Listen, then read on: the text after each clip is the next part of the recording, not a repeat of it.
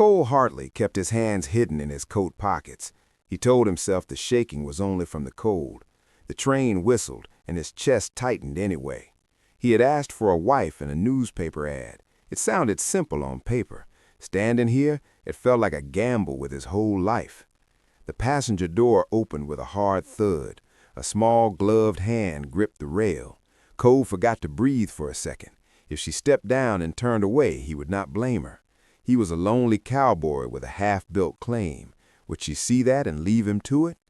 Juniper Crossing was just a depot, a store, and a saloon in the Montana Territory. It was 3 days before Christmas, 1884, and the wind bit hard. Cole stood under the depot lamp, stubble on his jaw and a nose bent from an old fight. In his pocket was a bundle of letters tied with cord. He had written that ad on a night when the cabin felt too quiet. He asked for honesty, hard hands, and a woman willing to live far from town. Then Nora answered, writing, "And the long nights felt less empty." Nora Keene wrote from Philadelphia in neat, careful lines. She said she was 23, orphaned and worn down by factory hours. Cole answered with the truth about blizzards, wolves, and a small cabin near the mountains. She wrote back that fear would not feed her or save her. Now she stepped down onto the platform in a dark blue wool dress. Her coat was thin, and snow clung to her bonnet.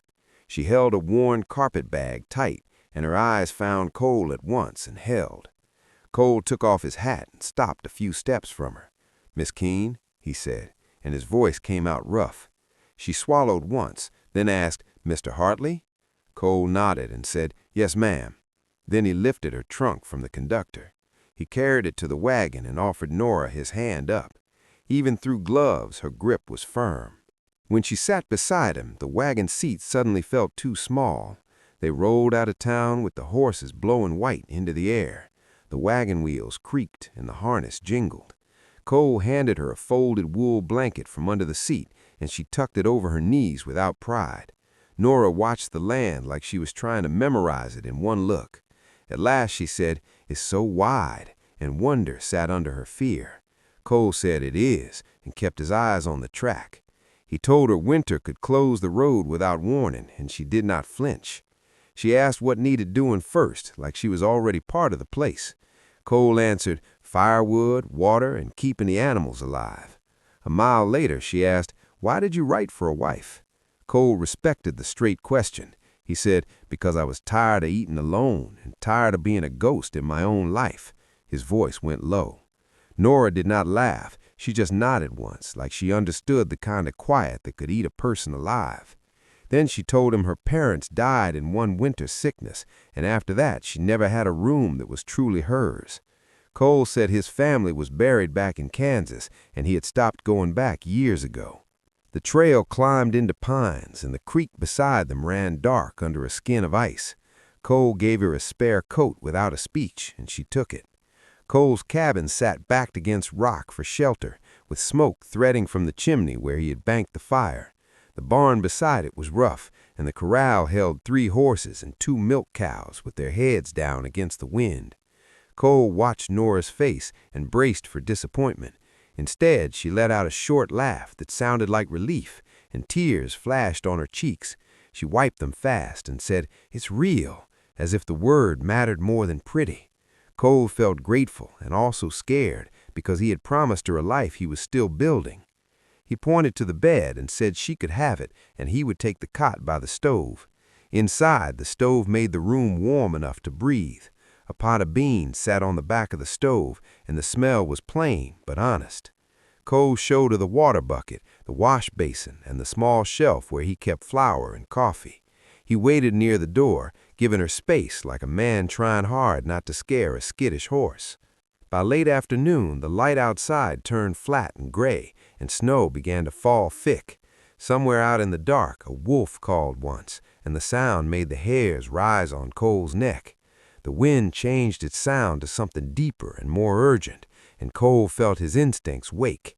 He checked the latch and listened for the barn roof. Nora noticed and asked, "Is it turning bad?"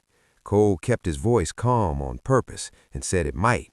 He pressed a rope line into her hands and said, "If you lose it, you stop and shout out." A gust hit the cabin so hard the wall creaked. Then a sharp bang came from the barn, swallowed by wind. Cole grabbed his coat and said we'd go now, and Nora reached for her gloves. Could he keep her on that rope when the whiteout came? Cole opened the cabin door, and the wind punched in hard. Snow skated across the floor and died near the stove. He grabbed the rope line tied to the iron ring by the door and yanked it twice to test it. The rope ran out into white, straight toward the barn. Nora stepped in behind him, face wrapped in wool, eyes wide but steady. Cole spoke loud and slow. "One hand on my belt, one hand on the rope. If you lose either, you stop and call out." Nora nodded once.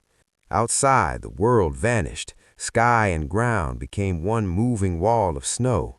Cole pulled hand over hand, boots sinking into drifts that came up fast. Nora stayed close, one hand locked on the rope, the other gripping his belt. Wind hit in bursts that tried to turn him sideways. Cole kept his head down and counted steps without meaning to. The rope scraped his glove, gritty with ice. His fears sat high in his throat, not for himself, but for her. His hand struck wood, and relief hit him like warmth. The barn wall was a dark shape in the white. He slid along it until he found the door and fought the frozen latch with numb fingers. Nora leaned in, shoulder against his arm, adding weight. The latch snapped free, and they stumbled inside. The noise dropped at once, not quiet, but bearable. Cole lit the lantern by the door, and warm light spread across stalls and hay. Horses stomped and snorted, steam rising off their backs. Cole kept his voice calm because animals listened to that. He checked each horse, running his hands down legs and along ribs, looking for cuts or swelling. He forked hay to the cows and watched them lower their heads to eat. Then he nodded at the water trough. Nora touched the surface and said, "Ice." Cole handed her the iron bar and showed her where to strike. The ice cracked, and dark water showed through. Nora kept breaking until there was room for the cows to drink. They checked the chicken coop through the small back door. The birds were huddled under straw, combs pale from cold. Nora crouched and reached in slow, then pulled out one warm egg and held it like it mattered. Cole did not tease her. Small winds kept people moving in weather like this. The banging came again from the north wall. Cole found a shutter slapping loose where a nail had pulled free.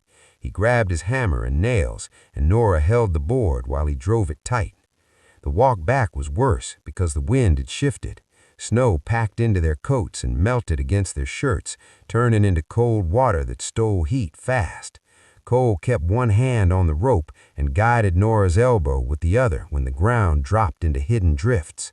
Twice he stopped and made her stamp her feet, then checked her cheeks for pale spots. She was red with cold and effort, but she stayed present. When the cabin door appeared as a darker square, Cole pulled it open and pushed her inside. Heat hit him like a wave. Cole fed the stove until it roared, then set the kettle on. Nora held her hands near the fire, fingers spread, breathing hard.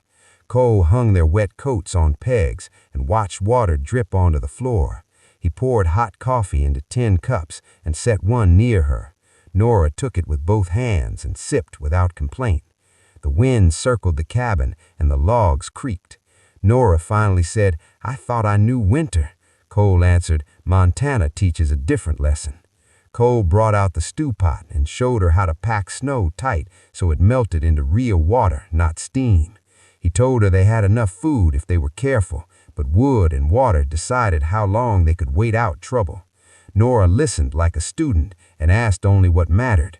"How often do we check the barn?" Cole said, "Morning, evening, and once in the night while this holds." Nora said, "Then we take shifts." Cole wanted to refuse, but he saw her set her jaw. He said, "Fine, but you do what I tell you." Near midnight, it was time for that night check. Cole reached for his coat, and Nora pushed up from the chair to follow. Her boot caught the edge of the rug by the stove. She lurched, grabbed the table, and her foot turned sideways with a soft, sick twist.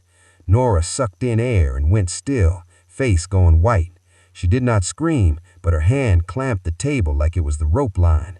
Cole dropped to his knees in front of her, heart hammering. He eased her boot loose, slow and careful, and pressed along the ankle bone, feeling heat and swelling rise under his fingers. He wrapped it with cloth strips, then braced it with a thin board and cord.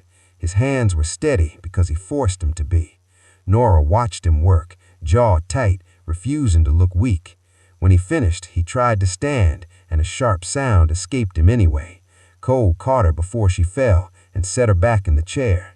The wind slammed something outside, a hard crack against the wall. The lantern flickered once.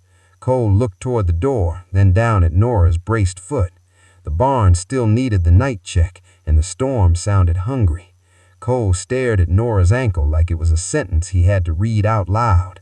The swelling was already climbing, and her skin looked tight under his fingers. He kept his voice steady and said it was a sprain, maybe worse, and he would treat it like worse until he knew better.